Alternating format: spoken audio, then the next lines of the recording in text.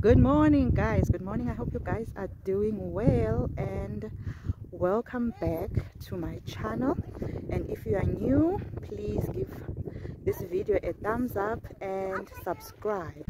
It's a bit cold today. It's a bit cold, and it's a bit windy, but and it's cloudy, but I decided that let me just do something in the garden. So today I'll be transplanting some of the seedlings from the beds, from the containers that I've got. Some of them are ready for transplanting, and also I'll be taking you through some progress with how the house is going. We've done a few things in the house, and I will share those with you guys. So yeah, I hope you enjoy the video, and yeah, give it a thumbs up at the end. Who would have thought that sunflowers can grow in winter, even in frost areas? This sunflower plant is voluntary from the seeds that fell on the ground, and it's thriving. It's been through, yeah, it's had some frost covering it. Only this leaf is bent, but the entire plant is like very healthy. And I still have some marigolds, even though some of them are drying up now. And the Chinese cabbage is thriving. It's beautiful, except for the outer leaves that are eaten by animals, but I think I can harvest it now. The inner leaves are very beautiful. Only the outer leaves are in a bad shape, so I can always remove those when I harvest it for, yeah, to cook. Look what I found this morning. The broccoli head is growing in this broccoli plant. Some of the seedlings are in a bad shape because I left it outside and the frost just did its thing.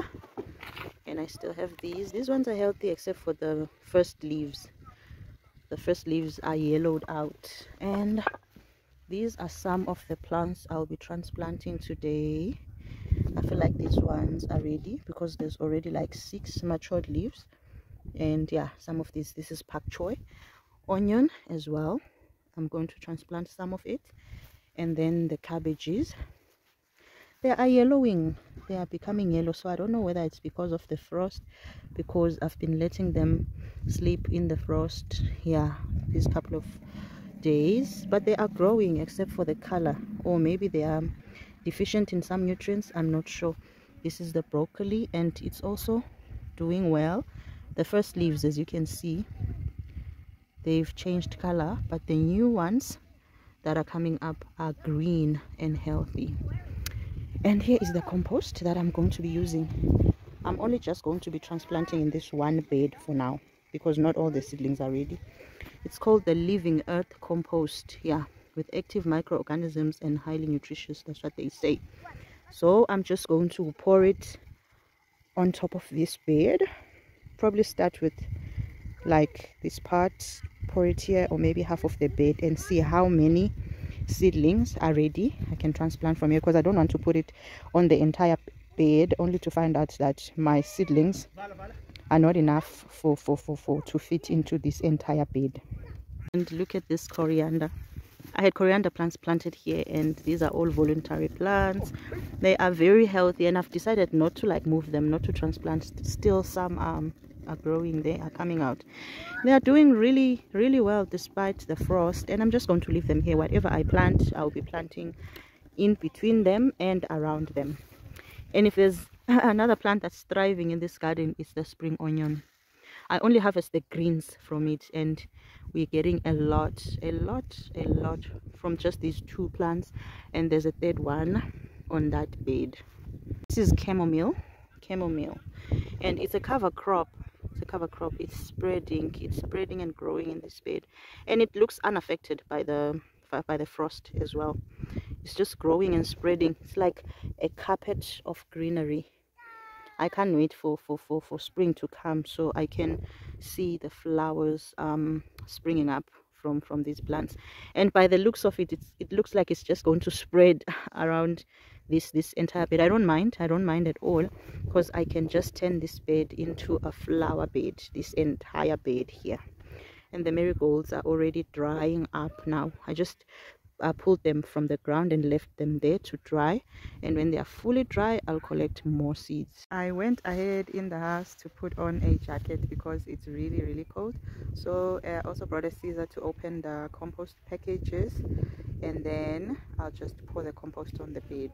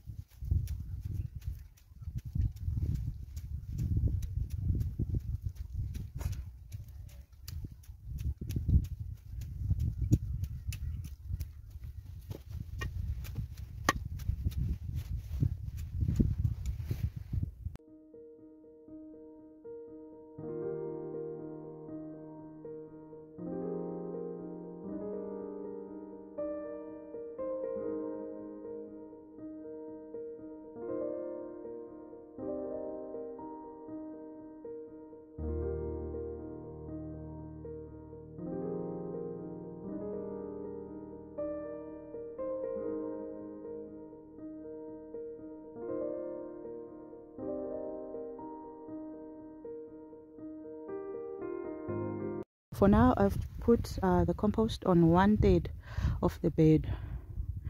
On 1/3 of the bed, I'll transplant here because I don't have a lot of seedlings to transplant at the moment. And then if I need more compost, I'll just add on the rest of the bed to transplant.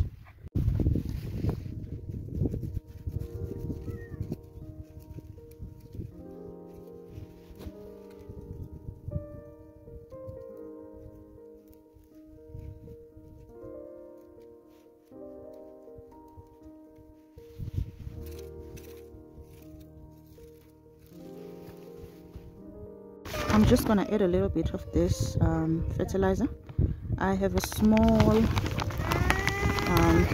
fertilizer left now in the packet, but I think it will be enough for the seedlings that I'm gonna put. These are some of the seedlings that I'm going to be transplanting. Those are green baby cabbages, and I'm just going to put them on this line, and then on the next line I'll put something else. I want to interplant. I'll probably put onion there, and then I'll put pak choy. Yeah, so this is what I'm going to do at the moment. This compost is a bit wet. So yeah, I put it on, and it's not really spreading through the bed. It's a thick layer because it's a bit wet, but it's okay because I need that moisture for the seedlings that I'm putting in.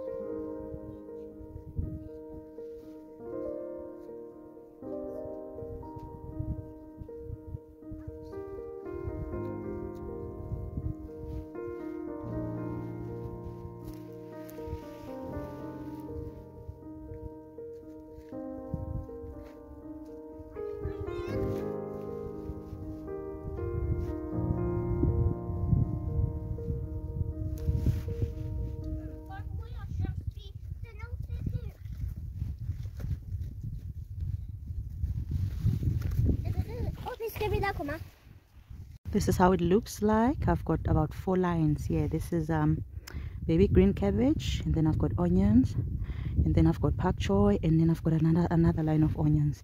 Yeah, I'm just doing this to help with the pest control by putting these onions between these 2 plants. And unfortunately I only had like 3 bags of compost for now. I still need to get more, and also yeah, my seedlings are still growing, so I'll get more bags. I think in this bed we'll probably need about 8 or 9 altogether, because there's 3 here. I wanted to make a bit of a thin layer, but because the compost was wet, then I couldn't like spread it evenly, and it ended up being a thick layer. But it's okay, it's okay. I'll just put more compost here and just make a thick layer also all the way to that side. So I'm just gonna water this, and when I get another compost, then I'll just continue and just finish planting this entire bed here.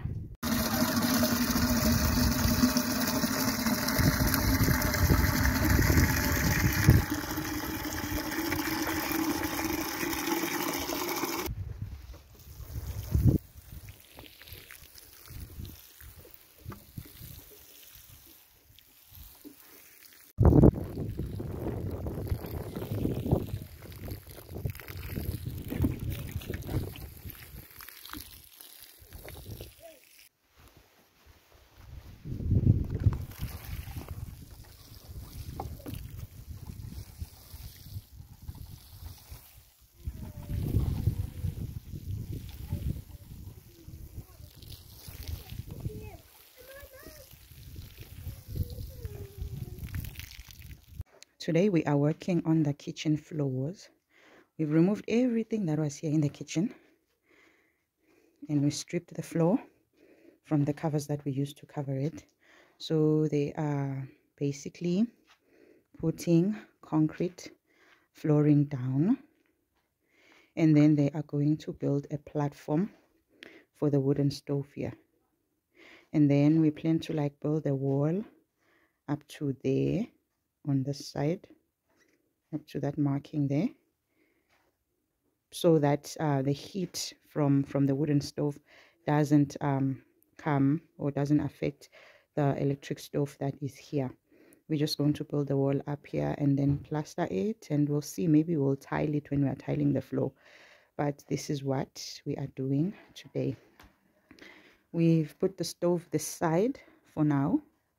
Once it's a bit dry on this area, then they will move the stove back here, and then they'll start working on the side. This is all the covering that was on the floor. We first put the black plastic covering, and then we put that those floor mats on top of the black plastic covering.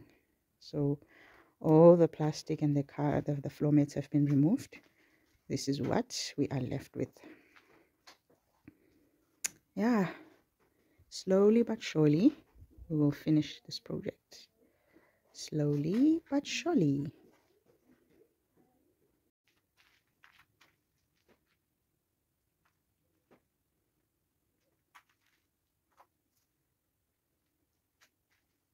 This is how things are looking now. Here's the platform for the stove. It's done, and they're still going to do the final touches in that area there, but this side looks done. I'm standing outside of the kitchen door because I can't go in. I can't go inside, it's still wet.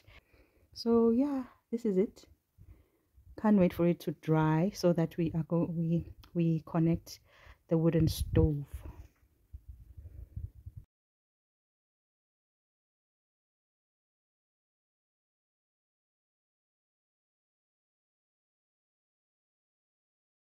The progress is amazing.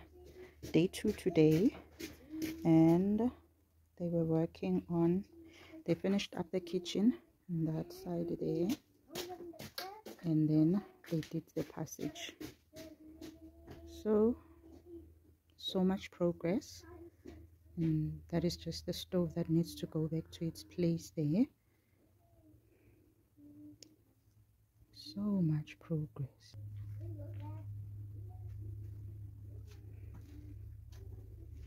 Now only this part is left, the entryway, and then they'll start working in other rooms.